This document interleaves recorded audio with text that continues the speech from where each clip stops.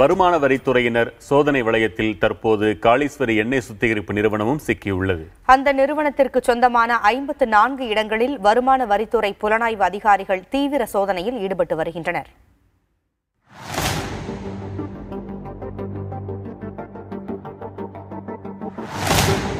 அரசுக்கு செலுத்த வேண்டிய வரிப்பணத்தை கடந்த 3 ஆண்டுகளாக செலுத்தாமல் வரி ஏய்ப்பு செய்த புகாரின் பேரில் காளீஸ்வரி எண்ணெய் சுத்திகரிப்பு நிலையத்தில் வருமான வரித்துறை புலனாய்வு பிரிவு அதிகாரிகள் சோதனையை தொடங்கியுள்ளனர்.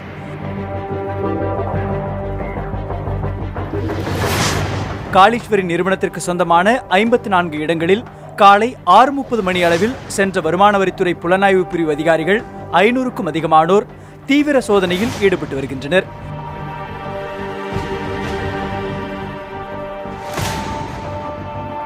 சென்னை, ஈரோடு, பழனி உள்ளிட்ட தமிழகத்தின் 46 இடங்களிலும், ஆந்திராவின் காக்கிநாடா, பெங்களூரு மற்றும் மும்பை உள்ளிட்ட இடங்களிலும் வருமான வரித்துறை சோதனை மேற்கொண்டுள்ளது. வருமான வரித்துறை சோதனை நடைபெறும் இடங்களில் மத்திய துணை பாதுகாப்பு படையினர் பாதுகாப்பு பணியில் ஈடுபட்டுள்ளனர். காளீஸ்வரி நிறுவனம் வரி ஏய்ப்பு செய்ததற்கான முக்கிய ஆவணங்களை கைப்பற்றி அதனை ஆய்வுக்குட்படுத்தி வருவதாக வருமான வரித்துறை புலனாய்வு பிரிவு அதிகாரி முரளிக்குமார் தெரிவித்துள்ளார்.